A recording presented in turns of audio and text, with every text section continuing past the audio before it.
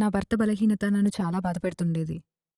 అతనికి గతంలో ఆసక్తి ఉన్నా, కానీ గతంలో ఏం చేయలేకపోయారు. డయాబెటిస్ కూడా ఉండడం వల్ల ఎప్పుడూ అలసిపోయేవారు. దాని గురించి మాట్లాడితే అతనికి కోపమొచ్చేది. ఒక భార్యకి ఇంతకంటే బాధేముంటుంది? మునుపటి ఉత్సాహం ఇంకా ఆసక్తి లేవు. అతని శరీరంలో శక్తి తగ్గిపోయింది. హార్మోన్లు తక్కువయ్యాయి. అది అతని శరీర తత్వాన్ని మరియు సామర్థ్యాన్ని మెరుగుపరిచింది. ప్రతిరోజు ఈ క్యాప్సూల్స్ తీసుకుంటున్నాడు. ఇప్పుడు తనెల్లప్పుడూ మూడ్లోనే ఉంటున్నాడు. తనని తాను మలుచుకున్నాడు.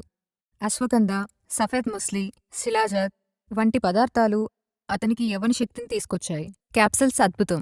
మనసు కోరుకున్నది తను చేయగలుగుతున్నాడు. ఇప్పుడు తన నోటి నుండి అలసిపోయానన్న మాట వినట్లేదు. అంతేకాదు ఇప్పుడు మా బంధం చాలా స్పెషల్గా మారింది.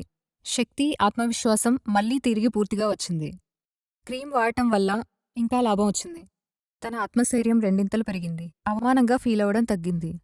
నా దగ్గరికి రాలేకపోయేవాడు.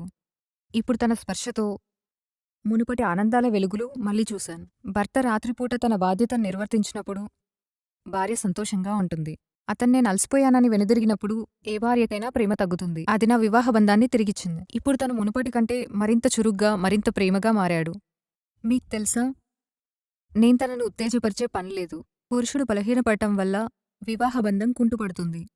40-45 సంవత్సరాల వయస్సు సమస్యే కాదు. నేను బలహీనుడినయ్యాననుకోవడం వల్లే సమస్య.